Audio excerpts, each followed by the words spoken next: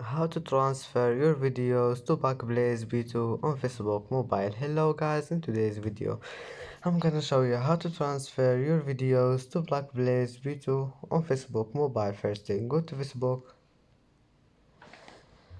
and then click these three lines here in the top corner and then click settings and privacy and now settings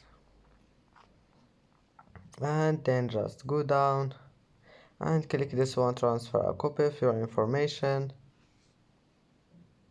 and then click next and go down, click Backblaze B2 and then go to photos and click none if you want to transfer only your videos, and then click next. And now just connect your Facebook with Backblaze B2, and that's it for today's video. Don't forget like and subscribe, and see you in the next video.